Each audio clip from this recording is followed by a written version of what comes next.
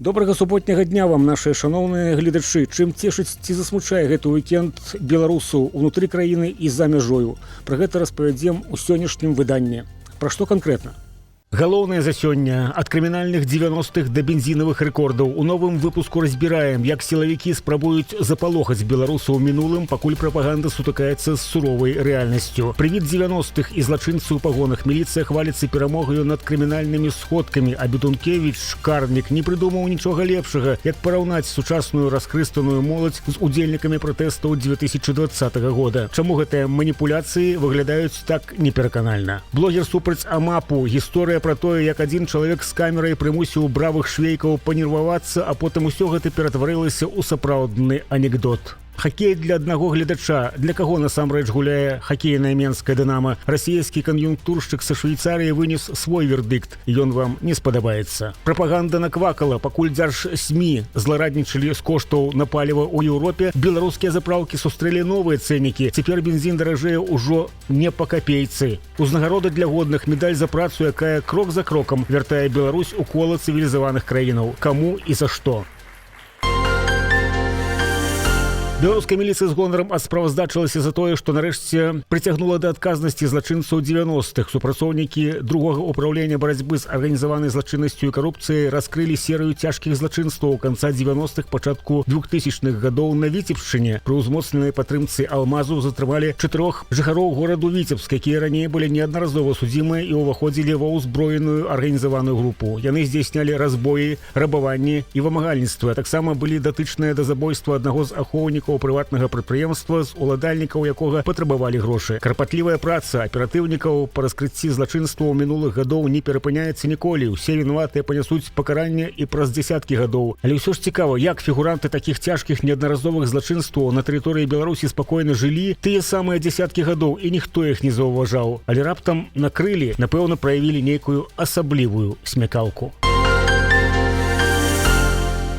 Тое, што ніхто са злачынстваў не пазбегне пакарання і праз дзесяткі гадоў, датычыцца і самой міліцыі. Факты таго, як у сваім логаве яны знішчаюць мірных беларусаў, катуючы ў турмах, фіксуецца і залічваюцца. Інфармацыя пра тое, што адзін з лідараў плошчы пераменаў Сцяпан Латыпаў у трэці раз меў намер скончыць жыццё самагубствам у засценках лукашэнкаўскага рэжыму, хутка разляцелася па сродках масавай інфармацыі, дайшоўшы, безумоўна, і да еўрапейскіх лідараў, і да тых, хто вядзе кантакты з Лукашэнкам ад імя прэзідэнта Трампа. Адзін з такіх злачынцаў у пагонах, люты Карнік вольных беларусаў, якіх удалося зацягнуць у засценкі, Бедункевіч падаў інфармацыю, што затрымаў гурт мінчукоў, прыхільнікаў анархіі і гэтак званага антифа, якія быццам бы надругаліся над сімваламі перамогі з асаблівым цынізмам. Быццам бы 4 мінчукоў ва ўзросце ад 20 да 28 гадоў на тэрыторыі комплекса Менск, горад-герой, нават неаднаразова здзяйснялі ўчынкі, якія зневажалі памяць пра подзвіг. Яны, маўляў, нецэнзурна лаяліся, плявалі на манумент, суправаджалі тое, што адбывалася непрымальнымі каментарамі. Яны здымалі на відэа і выкладывалі ў сацыяльных сетках. Як расцэньваць такія выхадкі, разважае палкоўнік у інтэрв'ю ведамаснай газеце. У дадзеным выпадку ён бачыць дэградацыю асобных індывідуумаў з ліку моладзі, у якіх адсутнічае выхаванне, прывітае гістарычнай памяццю. Падобныя ім людзі, сцвярджае раптам Бедункевіч, і складалі касцяк пратэснай актыўнасці 2020 года. Сказаць тое, што аўтар опусу загроб усё ў кучу, нічога не сказаць. Тым больш, што ён сам сябе асякае, не выказваючы упэўненасці ў тым, што тыя падзеі канулі ў лету. Таму ганарыцца, што яны, міліцыя, працуюць на апярэджанне, імкнуцца блакаваць не толькі экстрэмісцкі па іх меркаванню кантэнт, але і працаваць на поле супраціўніка,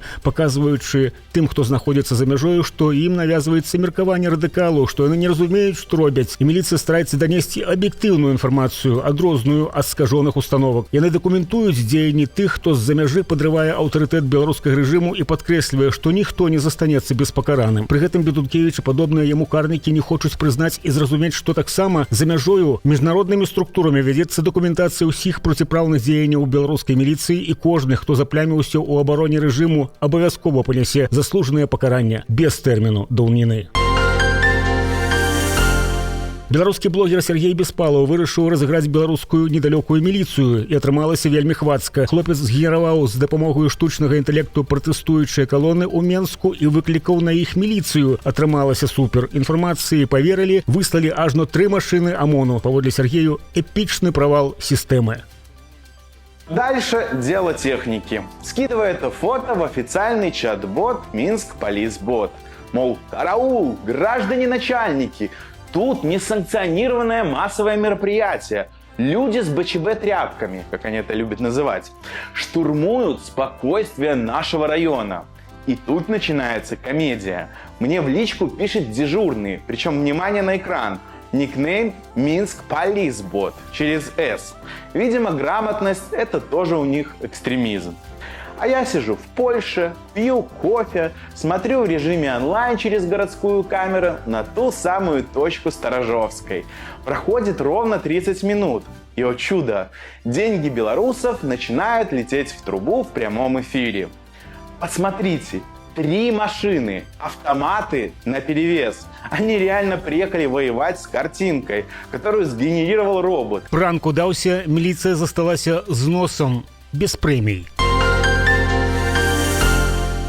Хоккейны клуб «Динамо Минск» даў заднюю. Клуб адмяніў, як яны называлі ў стылі сучаснай палітыкі рэжыму, планавае павышэнне білетных коштаў на наступныя стадыі плэй-офф чэмпіянату кантынентальнай хакейнай лігі падчас турніру, які называецца Кубкам Гагарына, а яшчэ ўвёў зніжку на 25% для ўладальнікаў сезонных абанементаў. Гэта рэакцыя на прадпісанне Міністэрства антыманапольнага рэгулявання і гандлю. Нагадаю, некалькі дзён таму заўзятары абурыліся ледзьве не 10-разовым узростам цэнаў і паведамілі пра гэта на сайт Міністэрства антыманапольнага рэгулявання і гандлю, папрасіўшы спраўдзіць абгрунтаванасць кроку хакейнага клубу. Ведомство накіравала запыт у клуб з патрабаваннем прадставіць расшыфроўку затратаў, у сваю чаргу абгрунтаваць бягучы кошт квіткоў на гульні першага раунду турніру з выбываннем. І заўзятары, трэба сказаць, перамаглі ў сваіх закліках да сумленнасці і адэкватнасці. Клуб адказаў на запыт, што будзе ўлічваць сацыяльную значнасць пры фармаванні коштаў на наступныя матчы, чаму не ўлічваў раней, не прызнаўся.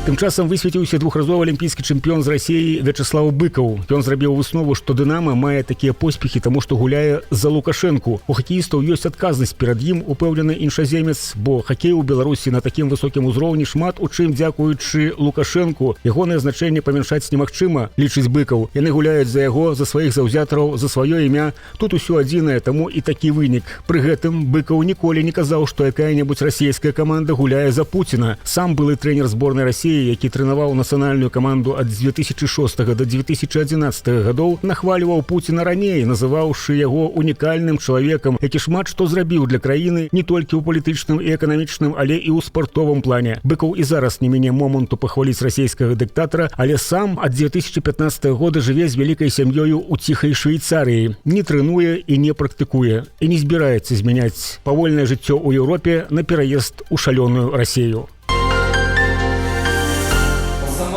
За подписом керівництва відомого кабінета Світлани Світлани Сахановської от 9 снежня 2025 года номер 23 узагороджується журналіст Степан Кутіла медалем за плідну працю на користь Білорусі.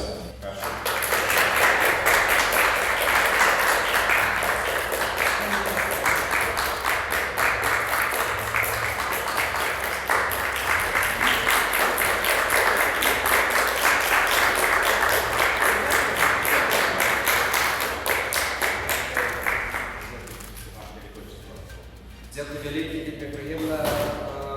Гэта ўзнагарода для ўсіх беларусаў, таму што нехта гэта кожны беларус. Дзякуй вялікі, жыве Беларусь.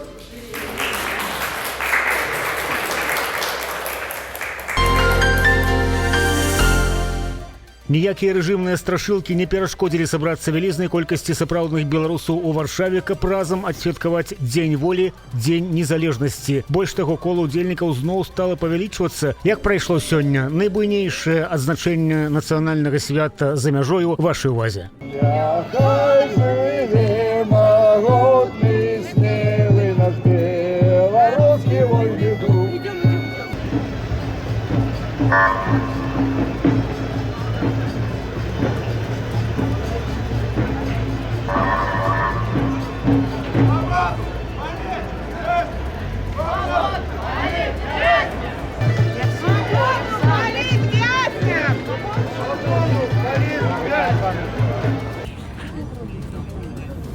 Сябры, прыміце мае шчырыя віншавання з Днем волі ад усёй супольнасці беларусаў Беласточы. Свободу политвязям! Свободу политвязям! Свободу политвязям! Живе Беларусь! Живе Беларусь!